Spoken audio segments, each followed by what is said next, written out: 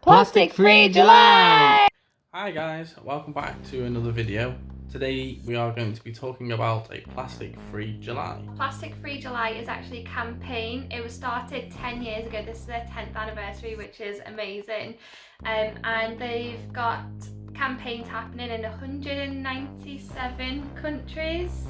It's helped about 250,000 people over the past 10 years to start this campaign, which is incredible. And I think it's definitely picking up over the last few years because people are starting to realise how much plastic we all have in our homes and around us and how much we waste every single day.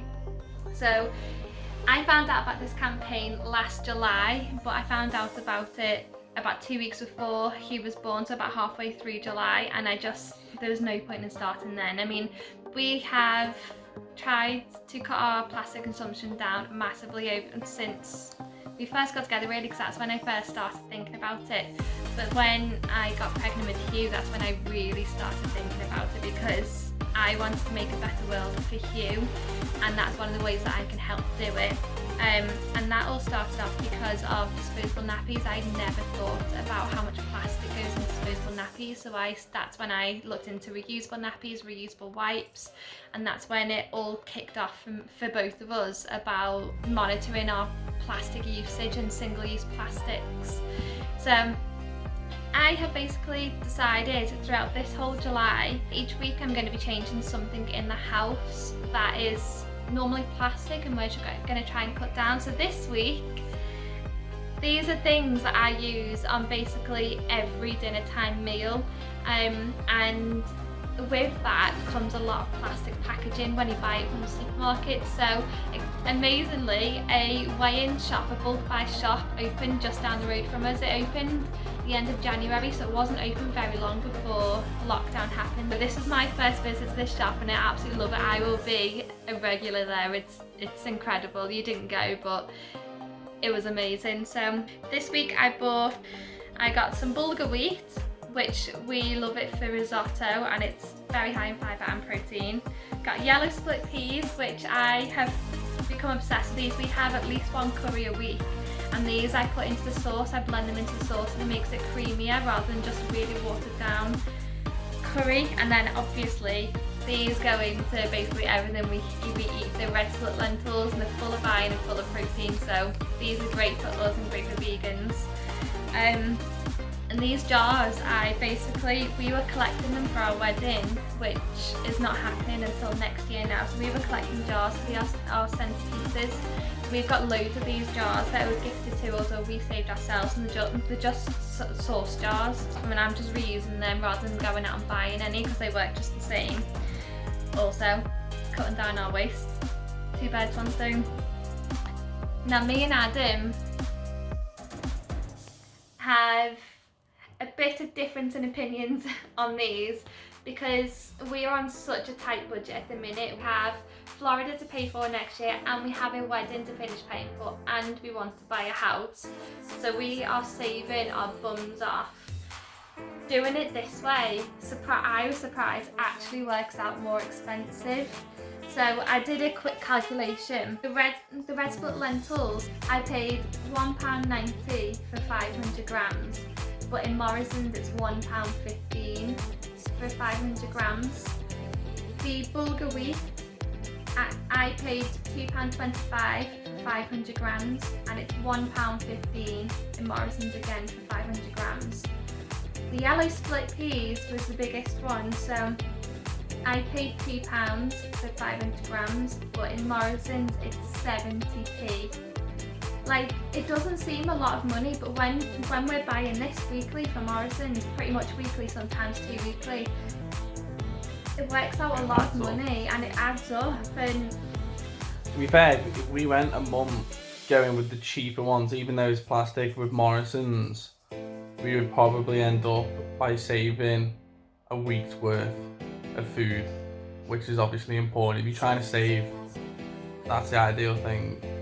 But then when it comes to the use of so much plastic and the amount that we are actually using, because Morrison's bags every single thing they can in plastic, and an excessive amount of plastic as well.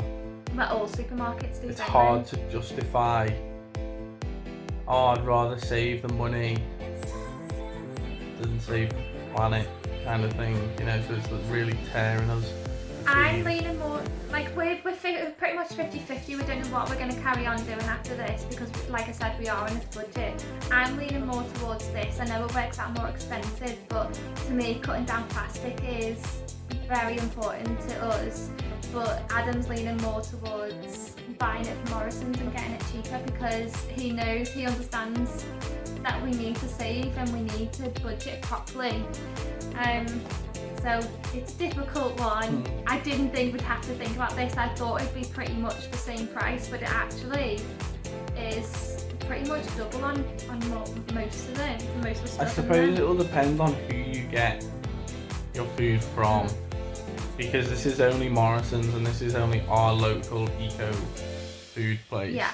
So wherever you are in the world, UK or abroad or anywhere else, you know, your local supermarket may be, you know, twice as expensive as it is to get it. So it's worth figuring it out and going to a few different places, you know, and really working out, alright, yeah, we're saving 15p per packet, or actually we're saving £2 per packet, and you know, will differ, doesn't it, to where you actually are and who you're shopping with.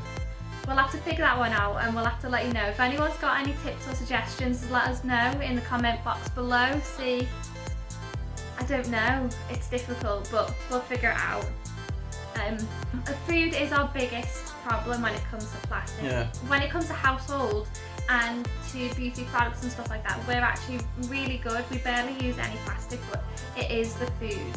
So like, we have got, for our cleaning, we have got Co, which was £15 for the initial box of liquid, and it comes with, when you buy it for the first time, it comes with a plastic bottle that you just keep refilling it. And that we bought, I think it must have been about September, October last year, so about 10 months, and it's still going. And considering we use it for the kitchen, for the bathroom, for all the woodwork around the house, cleaning, use high chair, we use it a bit for the floor, but I tend not to use it because it does work out quite expensive.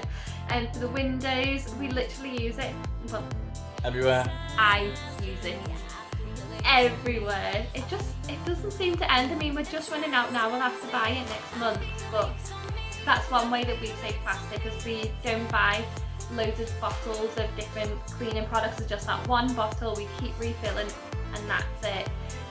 It doesn't smell of anything. It's chemical free, it's cruelty free, it's vegan.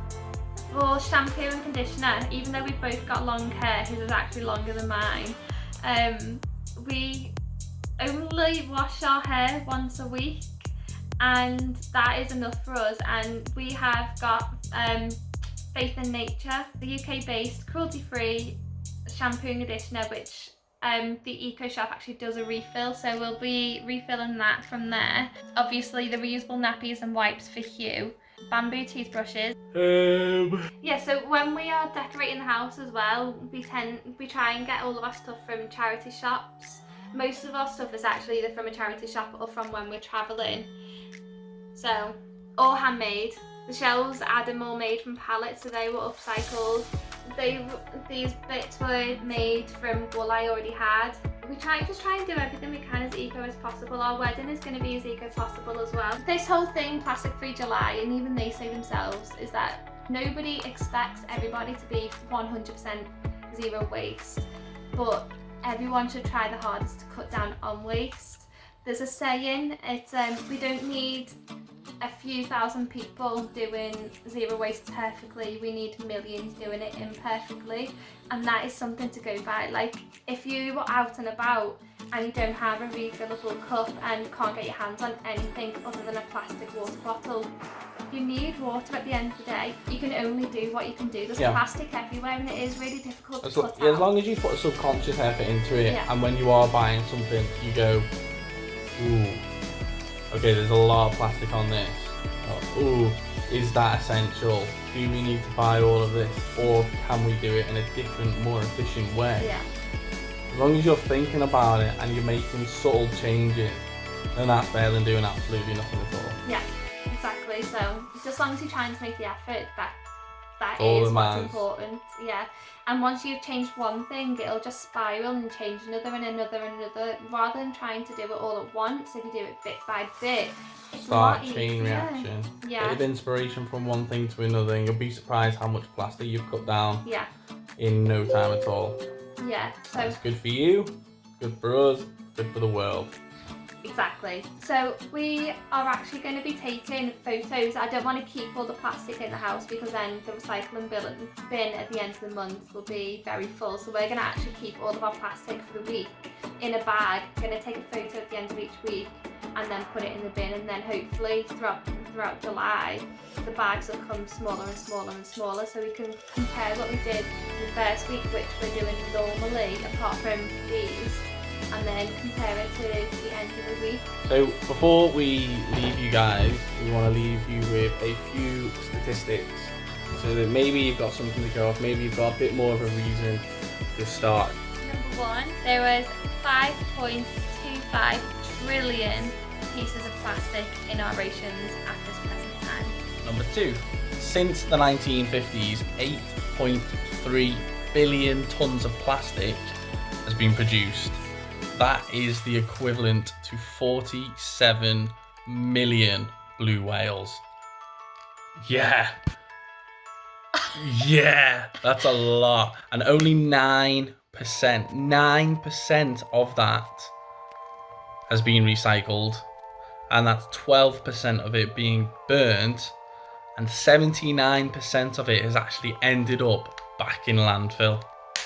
Number three, a truckload of plastic enters the ocean every single minute. Number four, a slightly different one. It's important to know that your country, the UK, Canada, the US, and other countries actually export the majority of their waste to other countries like Asia and Africa, passing on the plastic problem to them.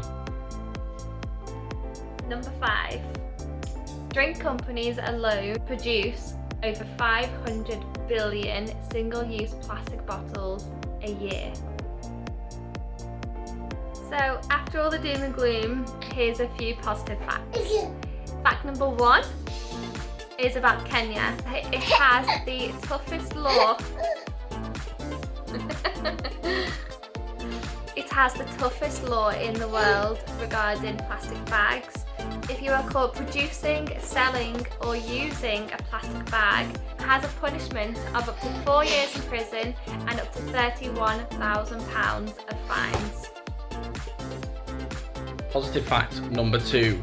In 2017, a viral video appeared of a turtle having plastic pulled out its nose, and it's a turtle from Costa Rica.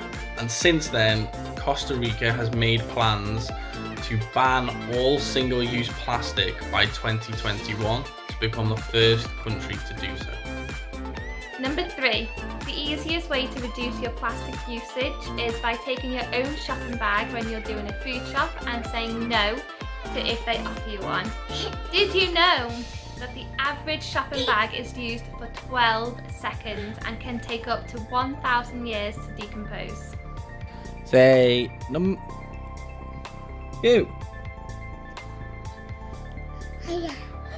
Number four. Did you know that by the time your child has potty trained, they would have used an estimated 4,000 to 6,000 throwaway nappies? By swapping and using just one reusable nappy a day, you can reduce that number by 365 nappies a year, which is a big difference with a small step. Number five, globally we consume approximately 80 billion pieces of clothing each year. That's 400% more than 2 decades ago, which means we have got plenty of clothes in the charity shops. Most of our clothing now is made of polyester, which is a form of plastic, and it can take up to 200 years to decompose. So shopping at a charity shop reduces that hugely. And on that also, in order to make that material, we require 70 million barrels of oil each year. Think about it.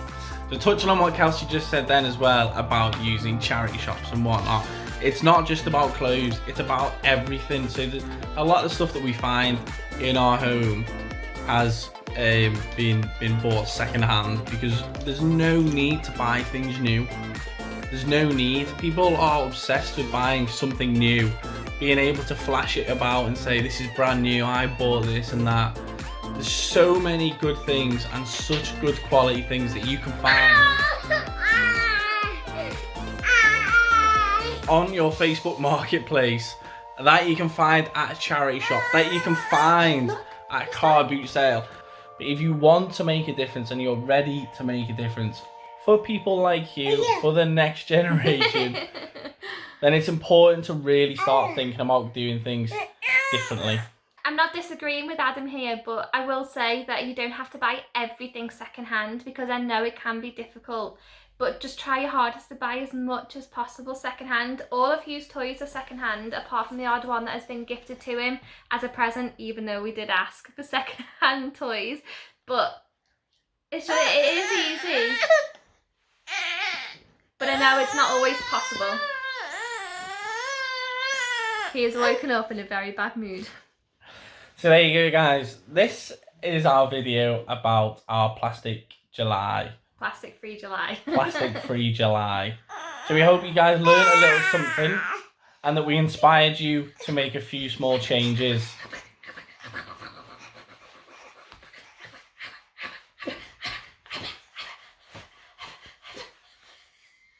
Just completely ruined the outro there.